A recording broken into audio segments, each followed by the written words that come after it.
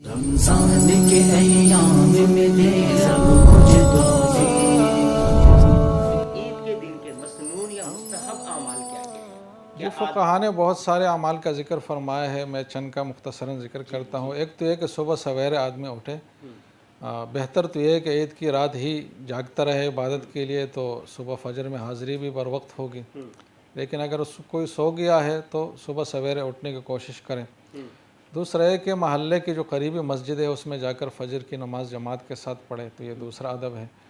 اور تیسرا ہے کہ نماز سے آنے کے بعد جسم کی صفائی، جس میں زائد بال وغیرہ یہ سب ہٹانا، اور خوشبو لگانے، یہ سب چیزیں، ناخن کاٹنا، مسواک بھی کرے غسل اور وضو کے وقت۔ جو نئے کپڑے بنوائے اگر کسی نے ہے تو وہ پہن لے، ورنہ جو موجودہ کپڑے اس میں جو بھی بہتر جوڑا ہو وہ پہن لے، نئے ہونا کوئی ضروری نہیں ہے۔ اگر فقہا نے یہ بھی لکھا ہے شامیہ وغیرہ میں کہ اگر کسی کے پاس چاندی کی انگوٹھی ہے جو مرد کے لیے جائز ہے 4.5 ماشا یا اس سے کم، اور چاندی کی انگوٹھی ہے کسی اور دھات کی نہیں، صرف چاندی کی، تو وہ بھی اگر عید کے دن کسی کے پاس میسر ہے تو وہ پہننا بھی بہتر ہے۔ فقہا نے اس کا بھی تذکرہ کیا ہے۔ اس طریقے سے صدقۃ الفطر اگر ابھی تک ادا نہیں کیا تو وہ کر لے تاکہ مستحق لوگ اپنے لیے انتظام کر سکیں۔ عیدگاہ کی طرف جلدی چلے، سب سے پہلے جانے کی کوشش کرے پہنچنے کی، جتنا پہلے آدمی پہنچے گا اتنا زیادہ انعام اس کو حاصل ہوگا، انعام کا وافر حصہ ملے گا۔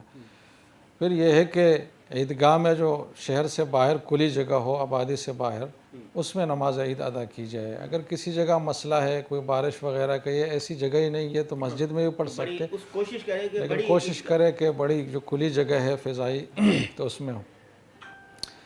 ایک یہ بھی ہے کہ جاتے ہوئے تکبیرات تشریق کا اہتمام ہو، اللہ اکبر لا الہ الا اللہ اللہ اکبر وللہ الحمد، تو یہ خفیہ آواز سے ہو، چھوٹی بڑی عید میں زور سے مناسب جہر کے ساتھ، اور چھوٹی عید میں خفیہ آواز سے آہستہ آہستہ خود سن سکے۔ جی بالکل۔ اچھا، یہ مرد بھی پڑھیں گے یا خواتین بھی پڑھیں گی؟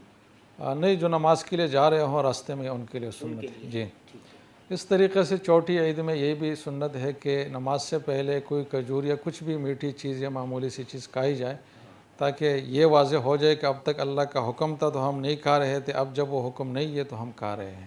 تو اپنی طرف سے ہم چیزیں لاگو نہیں کرتے، جب تک اللہ کا حکم ہے تو ہے، جب نہیں ہے تو اللہ نے کلوا واشربوا ولا تسرفوا، آج بھی روزہ ہے جی اس لیے صبح کوئی چیز کھا لیں۔ یہ بھی، اور یہ شریعت اس ذہنیت کو توڑتی ہے کہ آپ غلو کریں عبادات میں، کہ جس حد تک ہے تو اس سے زیادہ کرنے کی کوشش کریں، تو اس کی بھی حوصلہ شکنی کی گئی ہے۔ اس طریقے سے صدقۃ الفطر تو ہے ہی، اس کے علاوہ بھی صدقے کا اہتمام کرنا چاہیے۔ صحابہ کرام بہت زیادہ دیتے تھے ایسے موقع پر۔ عید کے دن مبارکباد بھی دی جا سکتی ہے دعائی کلمات کے ساتھ کہ اللہ تعالیٰ آپ سے بھی اور ہم سے بھی عبادات کو، رمضان کو قبول فرمائے۔ یہ جو ہم کہتے تقبل ہیں اللہ عید منا، مبارک، جی یہ بھی کہہ سکتے ہیں تقبل اللہ منکم۔ ہاں، بس یہ بھی دعائی کلمات ہے، کیونکہ یہ مواقع مبارک تو ہے جس میں برکت اللہ کی طرف سے ملتی ہے عبادات کی بنا پر، تو اس برکت کے حصول کے لیے دعا دوسرے کو دی جائے کہ وہ برکت تمہیں حاصل ہو، تو اس میں کوئی حرج کی بات نہیں ہے۔ البتہ اس کو اگر کسی جگہ لازم سمجھا جاتا ہے، ضروری، کہ اگر کوئی کسی کو مبارکباد نہ دے تو وہ ناراض ہوتا ہو، تو ایسے موقع پر پھر نہیں دینا چاہیے، تاکہ اس کی حیثیت واضح ہو کہ کوئی لازمی چیز نہیں ہے، ایک خوشی کا موقع ہے، خوشی کا موقع ہے، بغیر لازم سمجھے، بغیر شادی کے مصروف۔ وقت کہہ دیتا کہ جی شادی مبارک ہو، آپ کو بہت بہت مبارک ہو، دعا دے دیتے ہیں اسی طرح۔